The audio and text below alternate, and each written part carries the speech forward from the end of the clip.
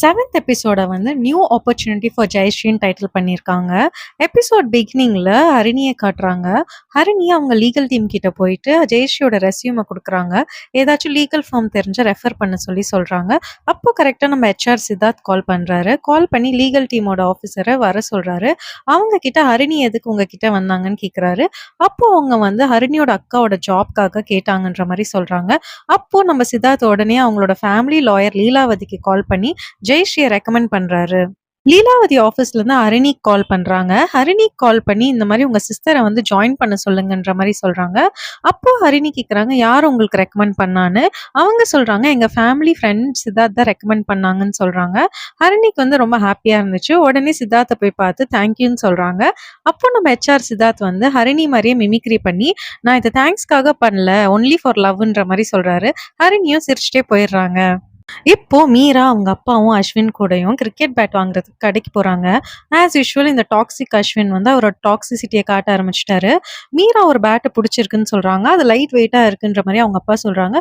அப்போ நம்ம அஸ்வின் வந்துட்டு இல்ல இது நல்லா இல்ல, இது வந்து காஷ்மீர் வில்லோ, இதை பாரு இது நல்லா இருக்குன்னு ஒரு செம்ம வெயிட்டான பேட்டா பார்த்து காட்டுறாரு. அதுக்கு மீராவோட அப்பா வந்து இது எப்படி அவ விளையாடுவா அப்படின்ற மாதிரி கேட்கிறாரு. அதுக்கு இந்த டாக்ஸிக் அஸ்வின் வந்து உங்களுக்கு என்ன தெரியும் கிரிக்கெட்டை பத்தின்ற மாதிரி கேட்கிறாரு. அப்போ அவர் சொல்றாரு நானும் 3rd டிவிஷன் வரைக்கும் ஆடி இருக்கேன், நீ அடங்குன்ற மாதிரி சொல்றாரு. இப்படி சொன்னோடனே அஸ்வினுக்கு வந்து செம்ம பல்ப் ஆயிடுது. அப்போ இவர் வந்து மீரா கிட்ட கேக்குறாரு உனக்கு என்னமா பிடிச்சிருக்குன்ற மாதிரி அவங்க அப்பா கேக்குறாங்க. மீரா இப்பவும் அஸ்வின் சொன்ன பேட்டை தான் எடுக்கிறாங்க. அவங்க ஏன் ஹெசிடேட் பண்றாங்கன்னே புரியல. மீரா அஸ்வின் சொன்ன பேட்டை செலக்ட் பண்ணோடனே அஸ்வின் மூஞ்சில சந்தோஷத்தை பார்க்கணுமே, பண்றது டாக்ஸிக் வேலை, இதுல என்னடா பெருமைன்ற மாதிரி இருந்துச்சு. இப்போ வீட்டை காட்டுறாங்க. ஹரிணி வந்து ஜெயஸ்ரீ கிட்ட அந்த லாயரை பத்தி சொல்றாங்க. நாளைக்கு உன்னை கூப்பிட்டுருக்காங்கன்ற மாதிரியும் சொல்றாங்க. ஜெயஸ்ரீ ரொம்ப ஹாப்பியா ஃபீல் பண்றாங்க. அப்போ நம்ம மீரா வராங்க. மீரா வந்து அவங்க வாங்கின பேட்டை காட்டுறாங்க.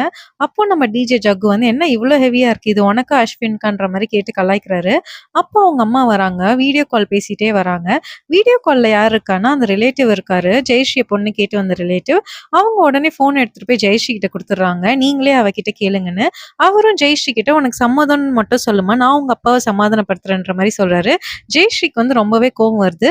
அப்போ கரெக்டா நம்ம ஹரிணி போனை வாங்கி இல்ல அவளுக்கு ஃபர்ஸ்ட் வேலைக்கு போகணும்னு இருக்கு அப்புறம் பாத்துக்கலான்ற மாதிரி சொல்றாங்க. அப்ப நம்ம மீரா சும்மா இல்லாம இப்பதானடி வேலை கிடைச்சிச்சுன்னு பேசிட்டு இருந்தீங்கன்ற மாதிரி போட்டு கொடுக்குறாங்க. உடனே ஹரிணியும் ஜெயஸ்ரீயும் மீராவை முறைக்கிறாங்க. அடுத்து நம்ம ஜெயஸ்ரீ வந்து லாயர் லீலாவதியை பார்க்க போறாங்க ஜூனியரா ஜாயின் பண்றதுக்காக. அங்க இருக்கிற கிளைண்ட் வந்து எல்லார் முன்னாடியும் கத்துறாங்க. இந்த மாதிரி என் புருஷன் என்னை விட்டுட்டு போயிட்டான், எனக்கு டிவோர்ஸ் வேணும்ன்ற மாதிரி சொல்றாங்க. அவர் ஏமாத்திட்டு போயிட்டதாவும் சொல்றாங்க.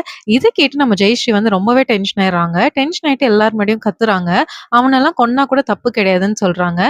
இதை கேட்டுட்டு இருக்க லீலாவதி வந்து என்னம்மா நீ டிவோர்ஸ் கேஸை போயிட்டு மர்டர் கேஸா மாத்திருவ போல இருக்குன்ற மாதிரி சொல்றாங்க.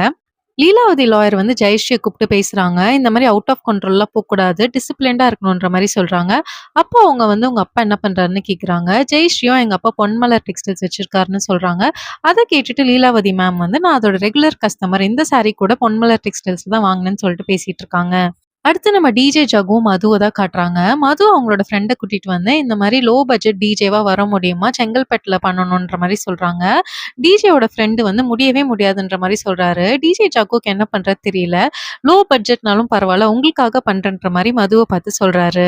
எபிசோட் எண்டிங்ல வந்து சித்தார்த் வீட்டை தான் காட்டுறாங்க. அவரோட அப்பா வராரு. என்னடா என் பதவியை கூட நீ எங்கேயுமே யூஸ் பண்ணதில்ல, ஆனா இப்போ ஒருத்திக்காக நீ ரெக்கமெண்ட் பண்ணியிருக்க லாயர் கிட்டன்ற மாதிரி கேட்கிறாரு. யார் ஹரிணினும் கேட்கிறாரு. என்ன லவ்வா அப்படின்ற மாதிரி டவுட்ஃபுல்லா கேட்கிறாரு. அப்புறம் அவர் வந்து எப்படியோ சமாளிச்சிடறாரு. அப்போ சித்தார்த்தோட அம்மா வந்து எனக்கு தெரியாம எதுக்கு ஹெல்ப் பண்ண, தேங்க்ஸ் மட்டும் போதுமா உனக்கு, லவ் வேணாமா, இனிமே நீ என்ன கேட்காம எதுவுமே பண்ணக்கூடாதுன்ற மாதிரி சொல்றாங்க. இதோட இந்த எபிசோட் வந்து முடிஞ்சிருக்கு.